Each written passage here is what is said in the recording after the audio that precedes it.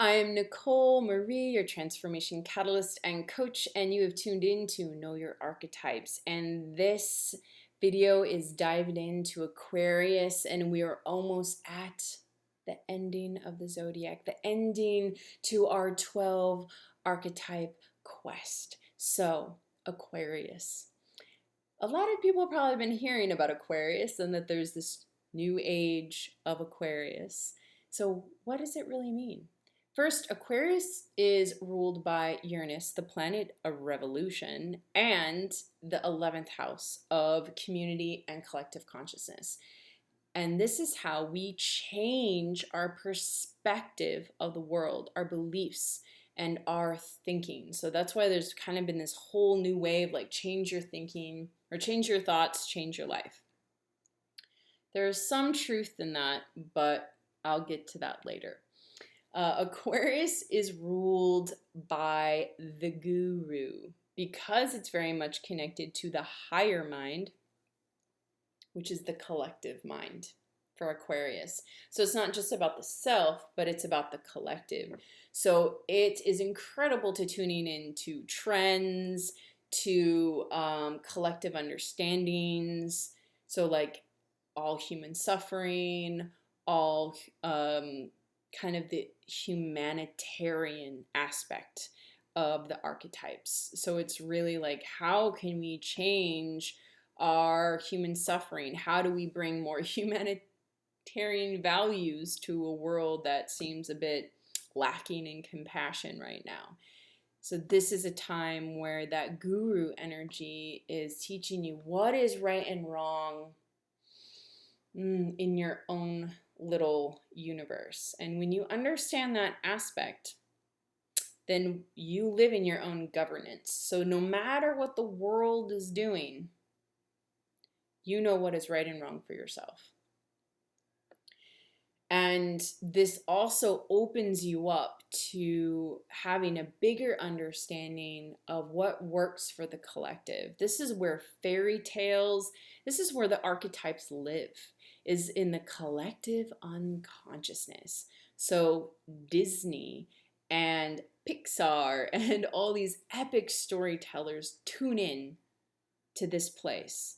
And this is how we all fall in love with the same movie, because this are the archetypes that we all respond to. So this guru part is the archetype that is connected to all of that. It can also be considered the storyteller, the one that really opens us up to all the stories that are circling in our community and how to bring it out into the world. So it's not this guru that's like, so okay, let's get into the shadow of what a guru could be, because that's always fun. The shadow is the egotist, kind of similar to Sagittarius, who thinks like it's superior. The egotist is like, oh well, yeah, I know what's good for people. I have all the answers. I have all the answers. I'm the only spiritual authority you should ever have. If you go and try and seek, any other sort of wisdom or any other sort of aspects, then you are no longer able to ascend. You can no longer reach heaven. You can no longer go into enlightenment because you have not followed my path, my strategic plan. Let me tell you, there is no plan. It is also just about surrendering. It is about listening, and that's what the guru does. Often the storyteller listens to the tribe, listens to the community. What are the themes? Why are we suffering? What is the pain that we're all feeling? Where is the lack coming from? And what story will heal that? So guru's connected to, again, the collective. What does that even mean? It means sometimes the self kind of becomes so dissolved. It's like, wow, it's like I can feel the suffering for the entire world. I can feel the suffering of those children that have just gone through this war. I can feel the women suffering from that all exists within me. That is guru energy. Not saying, oh, I know what's going on and therefore we should do this about it. They don't know. Unless you reach that point of suffering, that point of pain, can you truly connect to humanity? That's the gift of being human. And that's ultimately, so Aquarius is ruled by the intellect often. So if the ego gets too much into the intellect and thinks its way through emotions, it'll never reach true connection with the collective. It won't really create a real following because people are like, man, I don't really feel them. Gotta feel each other. And this is what being a true humanitarian is, to be compassionate and to lead with the heart and to listen to the stories of suffering and to find medicine within that suffering to teach others. That is a true guru, and that is something that lives within you and how you connect.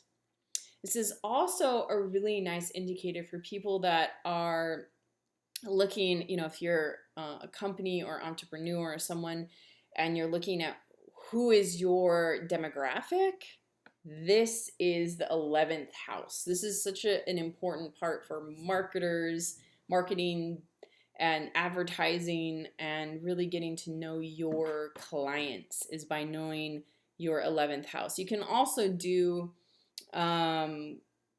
company charts, like when you started or signed papers for your company to grow. That can indicate which 11th house, which archetype, which group of people you can serve.